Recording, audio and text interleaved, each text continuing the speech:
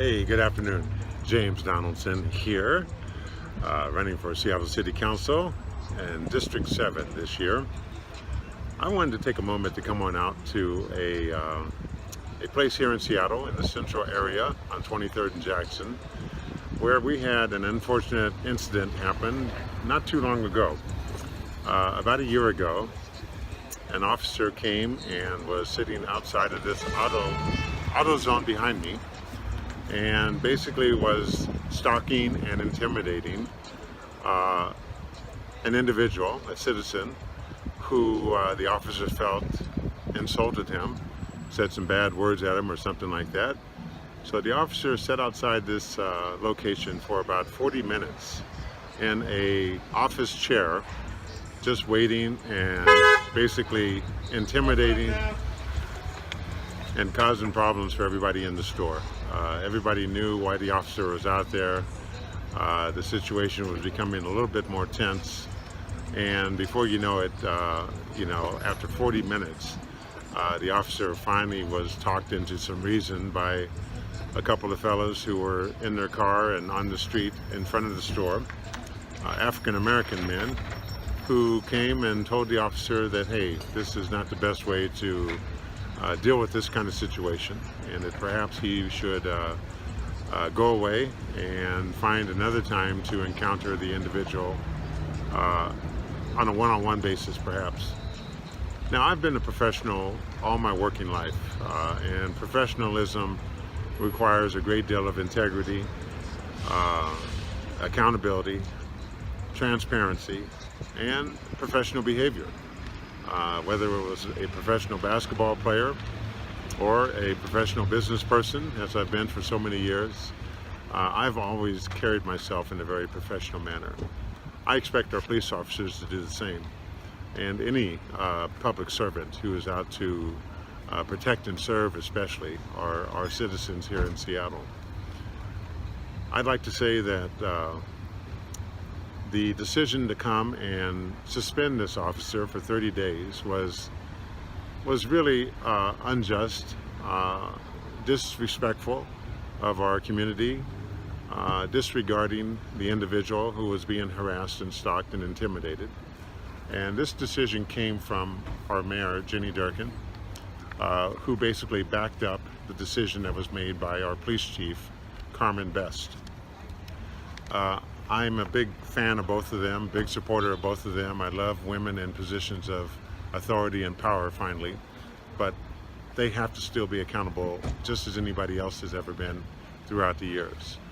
And so I wanted to call attention to this situation because it is really one of those situations where me, as a African-American man running for an elected position here in Seattle, willing and wanting to represent all of our citizens of Seattle on an equal and fair basis all the way around, want to call attention to these kind of situations when they do occur. And so basically there are ordinances and rules for dealing with this kind of behavior.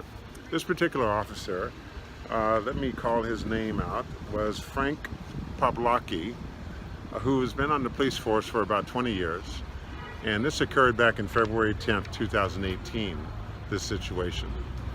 So Frank basically got suspended for 30 days. But there's some language in their rules and policies and procedures with the city contract that Police Officers Guild that presumes officers will be fired for the dishonesty in their official duties.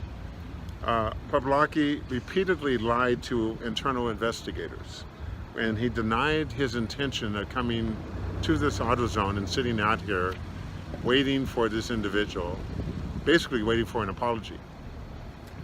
Totally threatening and intimidating manner. It's totally uncalled for and something that we cannot have with any of our elected officials or enforcement officers around the city of Seattle. I'm calling for our police department and our mayor to rethink the decision to suspend Frank Poblacki for the 30 days and to terminate him. This is what is called for. If you lied to an internal investigator, and we have all the proof backed up on the camera the police officer was wearing. It showed him fully pushing a chair from his police vehicle in front of the Autozone, sitting there, engaging with some other customers, and basically telling folks that he was there to demand an apology because he felt insulted and offended by what this individual had said to him. Mayor Durkin says that he did a great disservice to all the officers, and that is why Chief Carmen Best demoted him as a supervisor.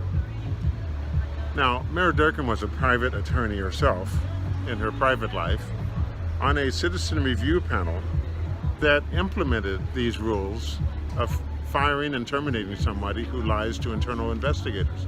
So she knows better. We all know better. The reason I'm bringing it to our attention is because this sets a dangerous precedent.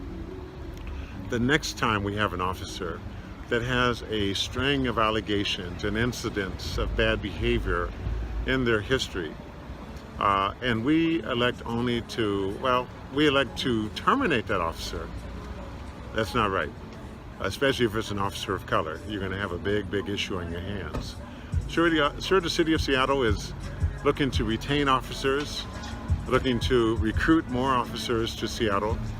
I know it's a challenge, but we have to be able to get rid of the bad officers. We don't want bad officers policing our streets in Seattle. We want good ones. We expect good ones. We expect good professional behavior. We expect them to treat all of us as citizens equally and fairly, indiscriminately, and not prejudicing the situation, not profiling the situation, and not intimidating the situation. So I'm calling for our mayor and our chief police, Carmen Best, to rethink their decision and terminate Officer Poblacki. I think it's the right thing to do. If he comes back at you with a lawsuit or some sort, you've got it all in writing with your policies and procedural manual of exactly what happens when somebody lies to internal investigators. There's no question that was the case. The thing is, it sets a dangerous precedent. If we terminate the next officer that has a similar behavior, well, now you got even a bigger lawsuit on your hands because the precedent has been set to only get a 30-day termination or 30-day suspension. So I'm calling attention to this. As a person of color, I deal with these kind of inequities all the time. I've dealt with them all my life. I see my beloved community here in central area of Seattle, even though it's outside of my district, is one of the areas I've come to over my 40 years in Seattle on a regular basis. There's a Starbucks right over here that I frequent and know so many of the patrons that go in there. I've been to the restaurant behind me, the Magic Dragon. I've been to Autozone. I've been to all these stores around here, Walgreens right behind us. So I know this area very well. I know what it's like to be profiled. I know what it's like to be suspected of doing wrong when you haven't done anything wrong. I know what it's like to be intimidated by our men and women in blue just because they're keeping a close eye on you and you haven't done a thing to deserve that kind of thing. And so I'm calling for us to straighten this out. This is why I'm running for city council, to bring a level of professionalism, a level of integrity, a level of transparency, a level of accountability that has been lacking these last several years. We deserve better. This is our city, Seattle. These are our enforcement officers and elected officials. We deserve to make sure that they are accountable to each and every one of us, and that they will please merit punishment where punishment is due, reprimand where reprimand is due, terminate where termination is due. And that's what I'm calling for on this video today. This is James Donaldson, your Seattle City Council candidate for District 7. I'm asking for your support. I'm asking for your vote. And I will be that council member who will be out there constantly making sure we bring these issues to our community at all times. Thank you very much. Have a wonderful day.